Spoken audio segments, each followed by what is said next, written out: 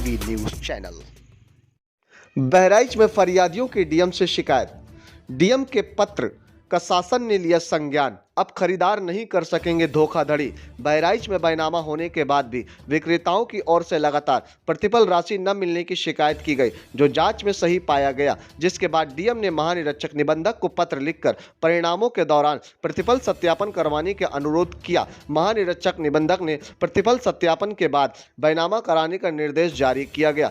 बीते 7 जनवरी को तहसील पयागपुर में संपूर्ण समाधान दिवस का आयोजन किया गया था। पयागपुर के रामपुर निवासी सरजू व मल्लब निवासी जैतूना ने इस आशय का प्रार्थना पत्र प्रस्तुत किया था कि उनके द्वारा बेची गई भूमि का भुगतान उन्हें प्राप्त नहीं हुआ। प्रलोकों में 10 बात की भी स्पष्ट किया गया था। प्रलोकों के प्रतिफल का भुगतान ट्रांसफर द्वारा किया गया है। प्रलोकों में प्रतिफल का भुगतान न होने पर संबंधित प्रकरण में क्रेताओं के विरुद्ध एफआईआर भी दर्ज कराई गई है। तहसील पयागपुर की घटना का संज्ञान लेते हुए जिला अधिकारी डॉक्टर दिनेश चंद ने अपने पत्र से महानिरीक्षक निबंधन उत्तर प्रदेश से अनुरोध किया था कि प्रलोकों में उल्लिखित प्रतिफल की धनराशि विक्रेता को प्राप्त होने के संबंध में मौखिक पुष्टि के अतिरिक्त साक्ष्य आधारित पुष्टि के लिए समुचित दिशा निर्देश दिए जाए। इस प्रकार की समस्या का निदान संभव हो सके, अल्पशिक्षित एवं भोली भाली जनता का शोषण न होने पाए। डीएम दिनेश चंद्र के पत्र का संज्ञान लेते हुए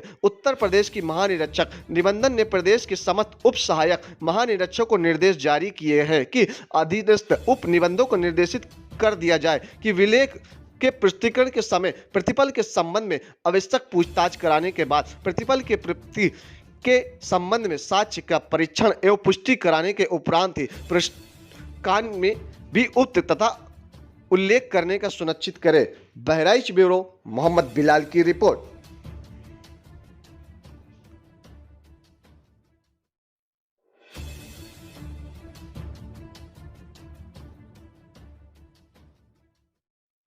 ये संपूर्ण समाधान दिवस पर 2 शिकायतें प्राप्त हुई, जिसमें एक व्यक्ति रामराज पुत्र श्री जगदीश मंद बुद्धि का व्यक्ति था।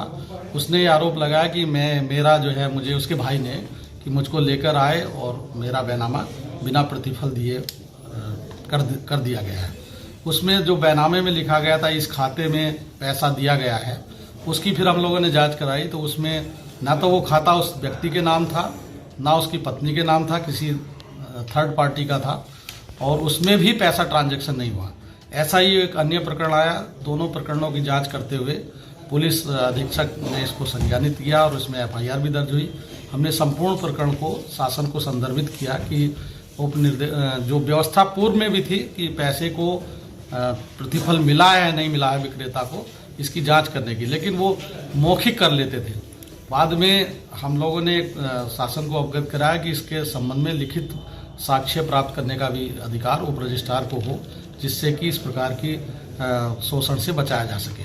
तो ये मैंने 12 जनवरी को पत्र भेजा था महानिरीक्षक निबंधन को, और इसकी प्रतिलिपि प्रमुख सचिव साहब को की थी। प्रमुख सचिव साहब से वार्ता भी हुई, उन्होंने इसको बहुत ही संज्ञान लिया। तत्काल संज्ञान लेकर इस शोषण की व्यवस्था को दूर करने के लिए प्रयास किया और सर्कुलर जारी किया गया, जो संपूर्ण प्रदेश में जारी है। व्यवस्था पहले से भी थी, लेकिन उसमें थोड़ा सा अस्पष्टता थी। अब शासन ने इस व्यवस्था को स्पष्ट करते हुए ये अभी 12 जनवरी 2023 को एक सर्कुलर जारी किया है, जो समस्त एआईजी को निर्देशित किया और समस्त उप जिलाधिकारी जो भी संबंधित सब रजिस्ट्रार हैं उनको ये स्पष्ट रूप से कहा है।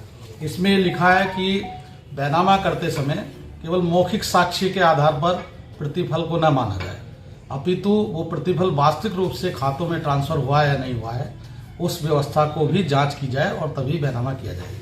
तो ये जो महाजनी प्रथा थी, जिसमें या शोषण की जो प्रथा थी, या आप ये कह सकते हैं कुप्रथा थी ये, कि कोई गरीब व्यक्ति जिसको लिखना पढ़ना नहीं आता है और उसके बैनामे में लिखा लिया जाता था कि इस खाते में पैसा चला गया नहीं गया, वो उस पर अंकुश लगेगा, उसको देखा जाएगा, और साथ ही जो भी विक्रेता होगा उसको उचित जो प्रतिफल नियत है वो प्रतिफल उसको मिलेगा।